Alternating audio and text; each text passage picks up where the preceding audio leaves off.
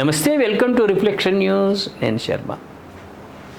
ప్రేక్షకులారా, బంగ్లాదేశ్లో ఎంత దారుణాలు జరుగుతున్నాయంటే భయంకరమైన దారుణాలు. మన హిందువులను నానా రకాలుగా భీభత్సం, చిత్రహింసలకు గురి చేస్తున్నారు, చంపుతున్నారు.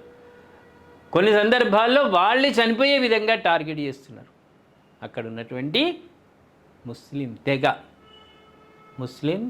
తెగ గంజాయి బ్యాచ్ ముస్లింలు అక్కడ భయంకరమైన పరిస్థితికి తీసుకొస్తున్నారు.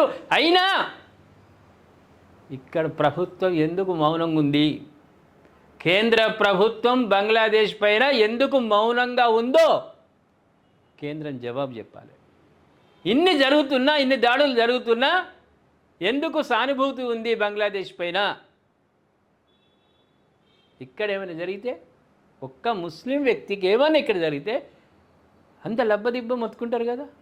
మన హిందువులను అక్కడ టార్గెట్ చేసి చంపుతున్నారు అంటే ఎందుకు కేంద్ర ప్రభుత్వం పట్టించుకోవడం లేదు? దాని వెనుకల ఉన్నటువంటి రహస్యం ఏంది చెప్పాలి. బంగ్లాదేశ్లో అత్యంత దారుణమైన ఘటన చోటు చేసుకుంది.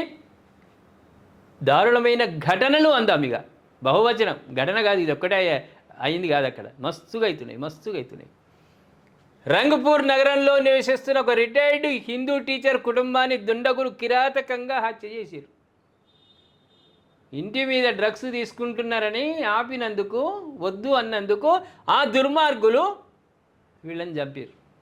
ఎంత అన్యాయం ప్రేక్షకులారా! ఈ ఘాతుకానికి పాల్పడినట్లు పోలీసులు ప్రాథమికంగా నిర్ధారించారు. ఈ కేసులో 2 నిందితులను అదుపులోకి తీసుకున్నారు. ఆ 2 నిందితులు 4 రోజులు చిప్పకూడు తింటారు, మళ్ళీ బయటకు వస్తారు, మళ్ళీ మొదలవుతుంది. అక్కడ బంగ్లాదేశే కదా, ఇక వాళ్ళ ప్రభుత్వమైనా, వాళ్ళైనా ముస్లిం వాళ్ళైనా ఇది ఇక వదులుతారు. ఏం చర్యలు తీసుకోరు, ఏం లేదు దానిగా. వివరాల్లోకి వెళ్దాం. రంగపూర్ నగరంలోని దాస్పారా ప్రాంతంలో రిటైర్డ్ టీచర్ గణపతి చక్రవర్తి 65 సంవత్సరాలు తన కుటుంబంతో నివసిస్తున్నాడు. ఆయన భార్య ప్రీతిలత 50 ఏళ్ళు, కుమార్తె అగామి చక్రవర్తి 23, కుమారుడు ప్రియం చక్రవర్తి 12. స్థానిక మీడియా కథనాల ప్రకారం గురువారం రాత్రి 2 యువకులు డ్రగ్స్ తీసుకునేందుకు పక్క భవనం మీదుగా గణపతి ఇంటి పైకప్పు పైకి వచ్చారు. శబ్దం విని మేడపైకి వెళ్ళిన గణపతి వారిని ప్రశ్నించడంతో గొడవ మొదలైంది. ఒరే గాడి కొడుకులారా, మీరు చేసే పని మీ కొంపలలో చేసుకోండిరా. మీరు తాగేది బంగ్లాదేశ్ ముస్లింలారా, మీ కొంపలో మీ ఇండ్లల్లో కూర్చొని డ్రగ్స్ తాగుతారా, ఇంకేం తాగుతారు, బట్టలు ఇప్పుకొని తిరుగుతారా, ఏమైనా వేసుకోండి. మీకు బందబెట్ట, మీరేమన్నా నాశనం కాండి. హిందువుల ఇంటికి రావాలనే కదరా మీరు, కావాలని వీళ్ళని రెచ్చగొట్టాలని కదా మీరు వచ్చింది, డ్రగ్స్ తీసుకోవడానికి. దుష్ట దుర్మార్గులారా, ఎక్కడ నాశనం అయిపోతారా మీరు? ఆ తర్వాత పైకి వచ్చిన గణపతి భార్య ప్రీతిలతను కూడా ఒక వస్త్రంతో గొంతు బిగించి హత్య చేశారు. అంతకుముందు తువ్వాలతోటి ఆయనను చంపారు, తర్వాత భార్య ప్రీతిలతను చంపారు. అనంతరం కిందికి వెళ్ళి వారి కుమారుడిని కూడా దారుణంగా హతమార్చారు. గురువారం నుంచి కుటుంబ సభ్యుల ఫోన్లు స్విచ్ ఆఫ్ రావడంతో అనుమానం వచ్చిన బంధువులు పోలీసులకు సమాచారం ఇచ్చారు. శుక్రవారం రాత్రి 11:30 గంటల సమయంలో పోలీసులు ఇంటి తాళాలు పగలగొట్టి చూడగా ఈ దారుణం వెలుగులోకి వచ్చింది. గణపతి మృతదేహం ఇంటి పైకప్పు పైన, భార్య కుమార్తె మృతదేహాలు మెట్లపైన, కుమారుడి మృతదేహం మంచం కింద పడి ఉన్నాయి. ఎంత దుర్మార్గం రా ముస్లిం బంగ్లాదేశ్ వాళ్ళారా, మిమ్మల్ని బొందలు పెట్టాలరా. మీరు బంగ్లాదేశ్లో అందరు ముస్లింలను బొంద పెట్టాలి.